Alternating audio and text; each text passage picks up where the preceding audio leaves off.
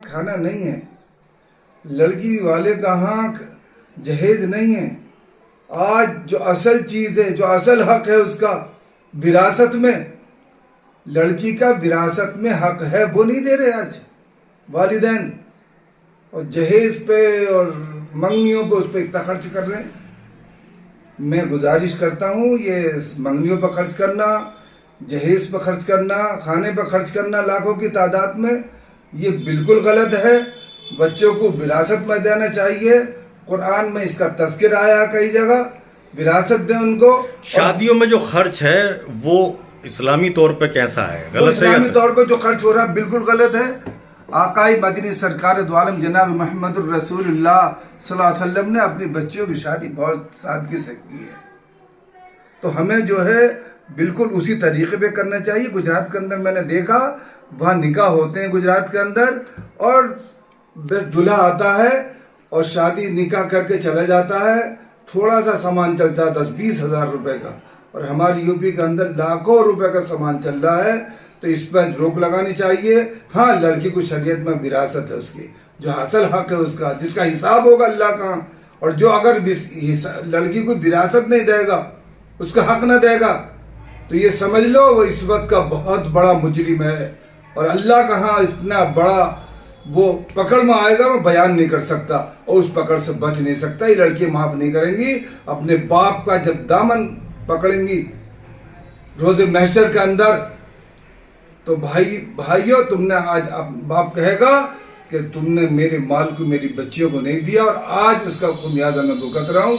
इस सिलसिले में जहेज से परहेज करें, जो शादी ब्याहों में खर्च कर रहे हैं उससे परहेज करें। उसका जो शरीयत में हिस्सा है वो दें, विरासत। शादी किस तरह से होनी चाहिए जो इस्लाम का तरीका शादी का तरीका यह है कि मस्जिद में दूल्हा आवे और वहाँ ऐलान कर दें, वहाँ निकाह हो जाए और दुल्हन को रुखसत करके ले जाए। ये उस बच्ची का निकाह हो गया। छुआरा में दहेज और रकम और मेहर, ये सब, हाँ मेहर तो होना चाहिए, हस्ब हैसियत जो उसकी हैसियत है मेहर होना चाहिए।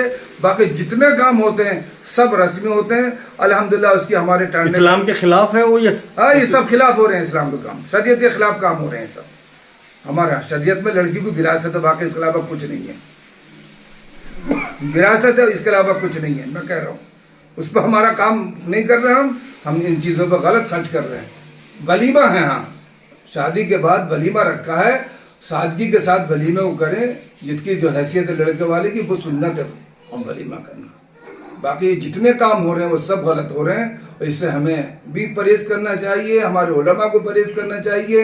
हमारे अच्छा, क्या ऐसा है कि सुन्नत पे अमल नहीं करते हैं ज़्यादातर लोग यहाँ टांडे में? नहीं, टांडे की बात नहीं कर रहे। जहाँ भी अगर गलत तरीके जाएंगे तो उसके खिलाफ ही जाएंगे। हम तो ये कहें सुन्नत पे हमारा काम होना चाहिए, निकाह सुन्नत तरीके से होना चाहिए। मैं जो बता मस्जिद में होना चाहिए, खामोशी से होना चाहिए। और जितना लंबे चौड़े माशाल्लाह टांडे में तो बहुत कंट्रोल हो रहा, बहुत मेहनत हो रही है, और लोग मान रहे हैं यहाँ पे बात। और इसकी वजह से एक नुकसान और हो रहा है जी, बच्चों को तालीम नहीं दिला पा रहा। आज हमारा इलाका बच्चों की तालीम से महरूम हो रहा। उसकी वजह यह है कि अगर 2 बच्चे किसी के हैं तो उसको जहेज की फिक्र हो गई। अब वो इकट्ठा मेहनत कर रहा उस बच्चों के लिए। आज उसका 10 साल का बच्चा हो रहा, कोई अपने बच्चे को सिलाई के काम पर डाल रहा, कोई अपने बच्चे को बाल बरी यानी नाई के काम पर डाल रहा, बाल बरी के। अपने बच्चों को मैं आपसे पूछना चाहता हूँ, क्या उस बच्चे की उम्र अभी ये काम करने की थी? उस बच्चे की उम्र तालीम हासिल करने की नहीं थी। मैं तमाम वालिदैन से कहता हूँ, एक बच्चे को ज़रूर हर सूरत में पढ़ाएं, उसको वकील बनाएं, इंजीनियर बनाएं, डॉक्टर बनाएं, आलिम बनाएं, दीनदार बनाएं, जज बनाएं। और अगर एक बच्चे को, मैं गारंटी से कह रहा हूँ, अगर एक बच्चे को उन्होंने तालीम दिला दी तो उसका पूरा खानदान तालीम याफ्ता हो जाएगा। मेरी तमाम लोगों से गुजारिश है, और बहुत आजिज़ाना गुजारिश है, कि बच्चों को तालीम ज़रूर दिलाएं। अगर तालीम नहीं दिलाई तो ऐसे बच्चों का कोई मुस्तक़बिल नहीं है, परेशानी की और ज़लालत की ज़िंदगी गुजारेंगे। तालीम होती है, यही तालीम इसी तालीम से अबुल कलाम, मौलाना अब्दुल कलाम आज़ाद ने कितना बड़ा कारनामा अंजाम दिया इस मुल्क को आज़ाद कराने में अंग्रेज़ों से। और फिर APJ अब्दुल कलाम ने हमारे मुल्क के अंदर एटम बम बनाया। किस चीज़ से बना दिया? पढ़ाई से। तालीम से तो बना दिया, तालीम हासिल की उन्होंने, और जो कुछ था वो सब इस मुल्क को छोड़ के चले गए।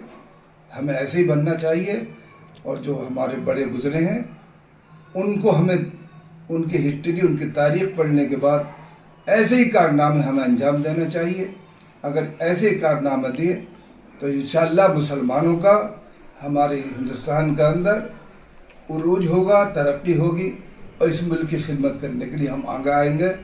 मैं तमाम भाइयों से कहता हूँ, मुल्क के अंदर मान से रहें, कोई भी बात, कोई भी इंतशार की मुल्क के खिलाफ कोई बात करें उसका साथ ना दें, उसका विरोध करें और सख्ती से उसका विरोध करें, और मुल्क के अमन और चैन की बात करें।